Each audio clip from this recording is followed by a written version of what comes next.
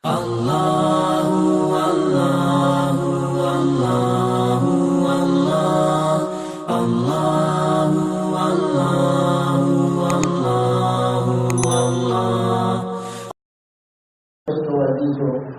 بہنوں اور بیٹیوں، ہم اپنی زندگی کو اللہ کے لیے نہیں گزار رہے.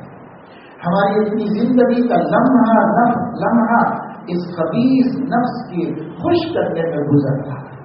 کس طرح یہ راضی رہے، کیسے یہ خوش ہو جائے، بس اس کے لیے ہماری زندگی، ہماری امنگیں، ہمارے ارمان، ہماری تمنائیں، ہماری خواہشات اور ان کی معراج اور ان کی منتہا یہ ہے کہ یہ دنیا ہماری لذیذ ہو جائے. بس اس سے زیادہ کچھ بھی نہیں، اس سے آگے ہم نے سوچا نہیں. حالانکہ ستاروں کے آگے جہاں اور بھی ہے.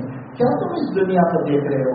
یہ دنیا ایسی ہی ہے آخرت کے مقابلے میں، بلکہ اس سے بھی کم ہے جتنا کہ اس دنیا کی زندگی کے مقابلے میں ماں کے پیٹ کی زندگی.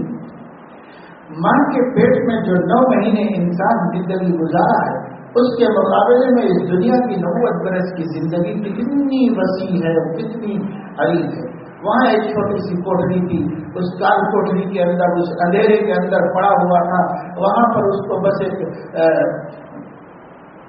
زبان کی لذت کام و دہن بھی نصیب نہیں تھی اس کو.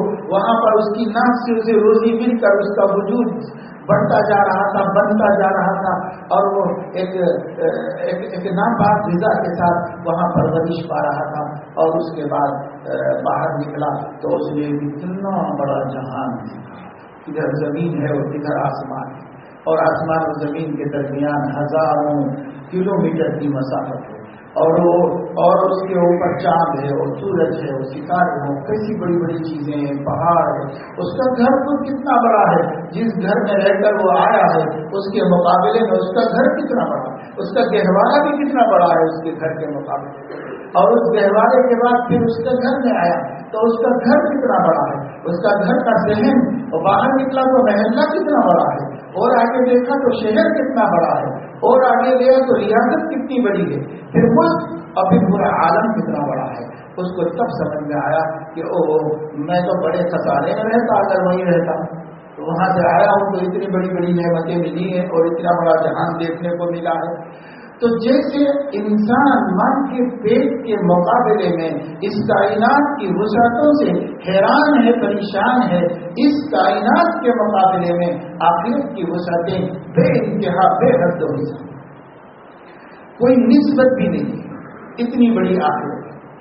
ایک ادنا مومن کو جب اس دنیا سے 10 گنا زیادہ بڑی جنت دی جانے والی ہے، تو اعلیٰ درجے کے ایمان والوں کی جنتوں اور ان کے ٹھکانوں اور ان کی رہائش کا کیا ہم تصور کر سکتے ہیں، اندازہ کر سکتے ہیں.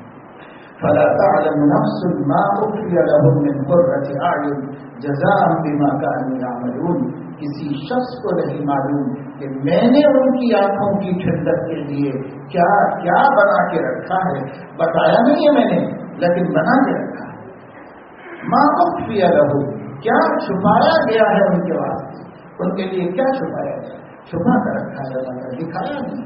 جو چیزیں قیمتی ہوتی ہیں، جو چیزیں وقیع ہوتی ہیں، جو کسی بڑے باکمال کو اس کے کمال کے سلے میں دی جاتی ہیں تو وہ پیک ہوتی ہیں، اسے کھولا نہیں جاتا، اسے پہلے سے بتایا نہیں جاتا، اسی کے سامنے لا کر اسی کے ذریعے کھلوایا جاتا ہے.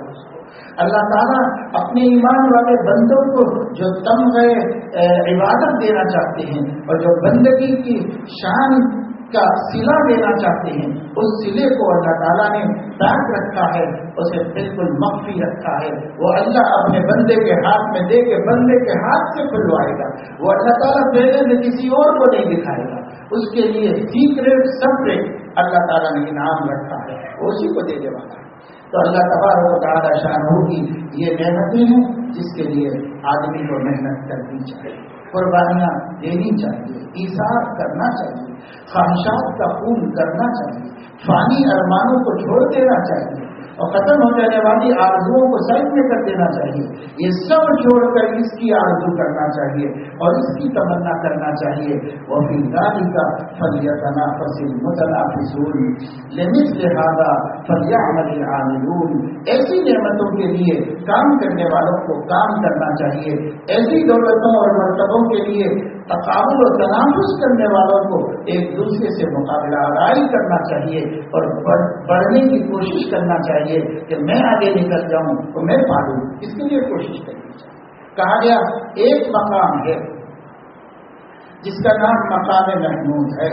ایک ہی شخص کو دیا جانا طے ہے, کسی اور کو نہیں مل سکتا.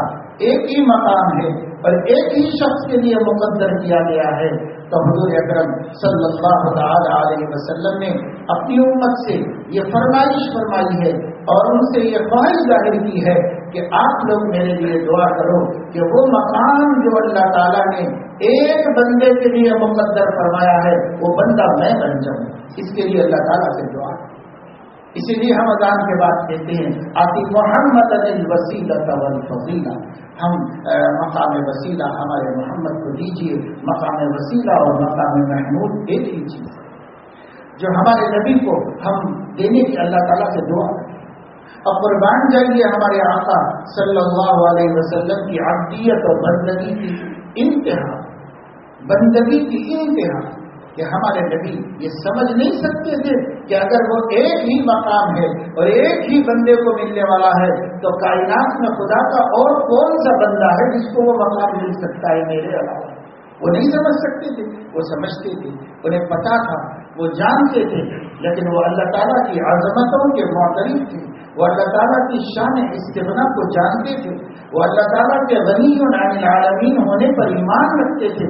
وہ اللہ تعالیٰ کے قادر مطلق اور فعال لما یرید ہونے کا یقین رکھتے تھے.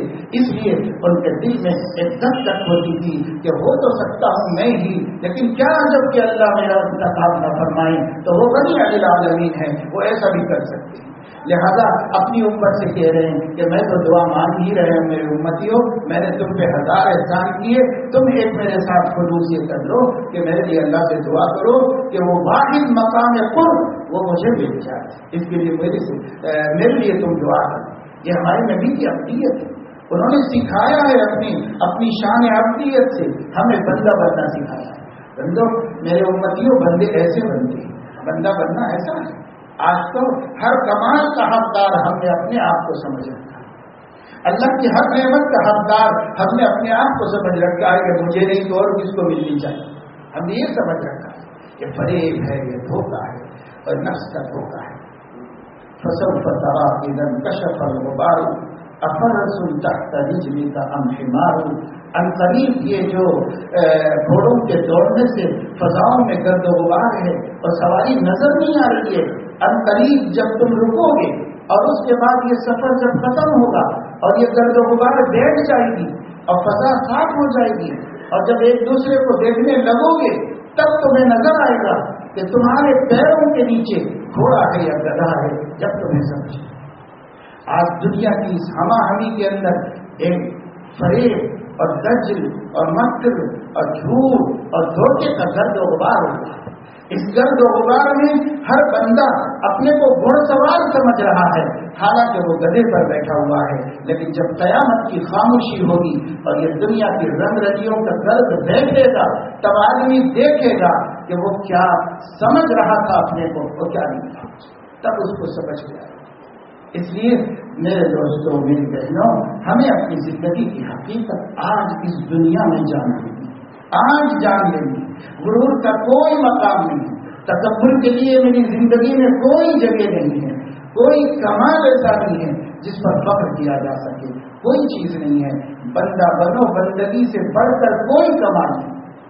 بندگی کے عاجزی اور تواضع اور مسکنت سے بڑھ کر کوئی کمال نہیں. ہمارا سب سے بڑا کمال ہے, سب سے بڑا کمال یہ ہے کہ بندہ بن جائے.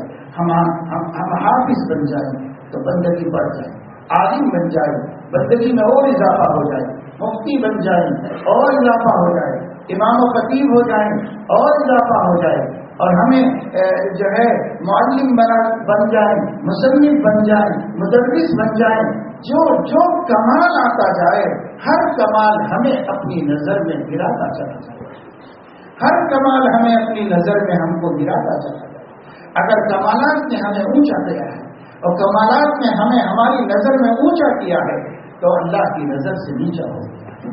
من تواضع للہ رفعہ اللہ، جو اپنے کو نیچے گراتا ہے اللہ اس کو اوپر اٹھاتا ہے، اور جو اپنا سر اونچا کرتا ہے تو ہر سر کشی کرنے والے کا سر جھکایا جاتا ہے اور ہر شخص کو مغرور ہونا پڑتا ہے۔